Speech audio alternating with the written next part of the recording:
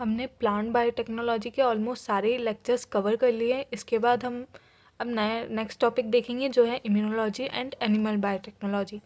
तो इसमें सबसे पहले हम देखेंगे introduction, historical perspective, principles of immunology and types of immunity. अब ये टॉपिक्स क्या हैं, थोड़े से वास्ट है और इसमें थोड़ा इंट्रोडक्शन बड़ा है, तो हो सकता है कि ये 2 पार्ट्स में बने, ठीक है। तो सबसे पहले हम देखते हैं इंट्रोडक्शन। इंट्रोडक्शन में हम देखेंगे हम क्या पढ़ रहे हैं एक्चुअल में, इम्यूनोलॉजी। तो इम्यूनोलॉजी है क्या? इम्यूनोलॉजी है स्टडी कोई भी इम्यून सिस्टम की। क्या? Immunology is the study of immune system. अब इम्यून सिस्टम क्या होता है? हम इम्यूनोलॉजी में तो इम्यून सिस्टम की स्टडी करते ही हैं, लेकिन इम्यून सिस्टम क्या होता है ये जानना भी बहुत ज़रूरी है। तो इम्यून सिस्टम वो चीज़ है जो हमें प्रोटेक्ट करती है कोई भी फॉरेन एजेंट के से या फिर एंटीजन से। हमने कोरोना में बहुत सुना है कि इम्यून सिस्टम स्ट्रांग होना चाहिए। तो क्यों होना चाहिए? ताकि वो हमें कोई भी फॉरेन एजेंट जो भी अपनी बॉडी में एंटर करे उससे हमें बचा सके, ठीक है। तो इम्यून और लोकस 2 वर्ड से मिलके बना है वर्ड इम्यूनोलॉजी, जिसका इम्यून का मतलब होता है एबिलिटी टू रेसिस्ट, जो कि अपना इम्यून सिस्टम करता है, और लोकस यानी स्टडी, यानी कि इम्यून सिस्टम की स्टडी को हम क्या बोलेंगे? इम्यूनोलॉजी। हमने ये भी बोल दिया एंटीजन और फॉरेन एजेंट, लेकिन एक्चुअल में एंटीजन क्या होता है? तो इसकी एक शॉर्ट सी डेफिनेशन है कि antigen is a foreign agent which induce the production of antibody. क्या है एंटीजन? वो फॉरेन एजेंट जिस की एंट्री से क्या होगा? एंटीबॉडीज़ प्रोड्यूस होंगी। और क्या है कि जो अपनी बॉडी का सबसे पहले क्या करता है कि माइक्रो ऑर्गेनिज्म से बचाता है, लेकिन अगर नहीं बचे तो फिर उनको क्या करते हैं, जो एंटर हो गए फॉरेन एजेंट्स उनको क्या करता है? इनएक्टिवेट करने का काम करता है अपना बॉडी का डिफेंस सिस्टम। और अपनी बॉडी की एबिलिटी कोई भी डिसीज से लड़ने की उसको क्या बोलेंगे अपन? रेसिस्टेंस। और लैक ऑफ रेसिस्टेंस को हम कहेंगे ससेप्टिबिलिटी, ठीक है। और ये ना ऊपर नीचे हो गया है, लेकिन रेसिस्टेंस 2 टाइप में हो सकते हैं, स्पेसिफिक और नॉन स्पेसिफिक। इम्यूनोलॉजी के बाद हम देखेंगे इम्यूनिटी क्या होती है। तो इम्यूनिटी जो वर्ड है वो डिराइव हुआ एक लैटिन वर्ड से इम्यूनिस, जिसका मतलब होता है टू एक्सेम्प्ट। टू एक्सेम्प्ट यानी क्या होता है? इंग्लिश में एक्सेम्प्ट यानी क्या होता है?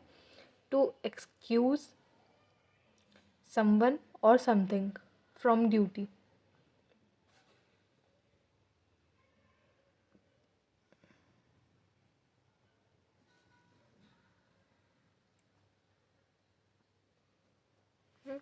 ये देख लेना आप, मैंने यहाँ लिख दिया, ये केवल एक इंग्लिश मीनिंग है इसका, ठीक है। तो और क्या है? The human body has the ability. क्या अपनी बॉडी के अंदर क्या रहती है? एबिलिटी रहती है रेसिस्ट करने की कोई भी टाइप ऑफ ऑर्गेनिजम्स जो अपनी बॉडी में एंटर करते हैं, फॉरेन एजेंट्स, उनसे लड़ने की कैपेसिटी होती है, उसको अपन बोलते हैं इम्यूनिटी। दूसरे वर्ड्स में अपन अगर सिंपल वर्ड्स में कहें तो immunity refers to the resistance of host to pathogens and their toxic products. अब प्रिंसिपल ऑफ इम्यूनोलॉजी की बात करें तो there are 3 basic principles of immunology: non susceptibility, natural resistance and natural immunity. Non susceptibility क्या है कि अब, और ससेप्टिबिलिटी क्या थी?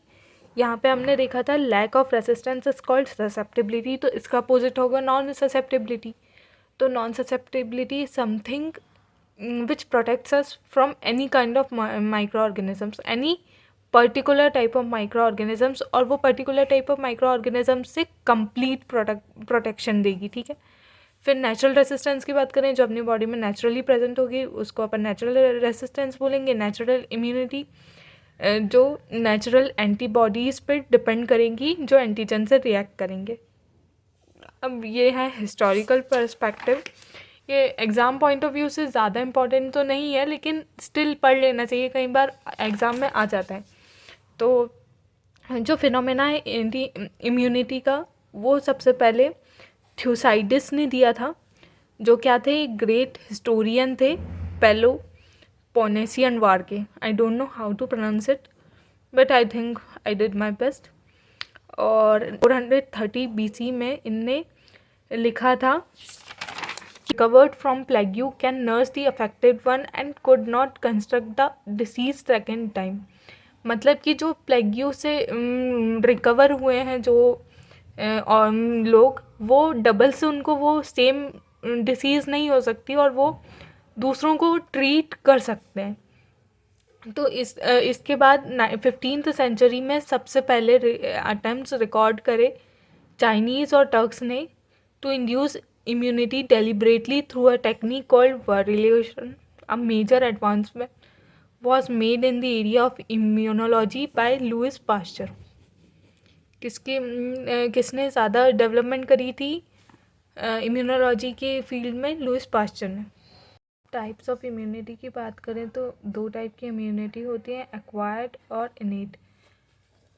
इनेट एक ही टाइप के, लेकिन एक्वायर्ड जो है वो फर्दर डिवाइडेड है एक्टिव और पैसिव इम्यूनिटी में। Active immunity natural active immunity भी हो सकती है और आर्टिफिशियल एक्टिव इम्यूनिटी भी हो सकती है, और पैसिव नेचुरल और पैसिव भी हो सकती है। अब पैसिव आर्टिफिशियल भी हो सकती है, हाँ वही, सॉरी, ठीक है। तो इसका जो आगे का डिस्क्रिप्शन है ये अपन नेक्स्ट लेक्चर में देखेंगे, ठीक है।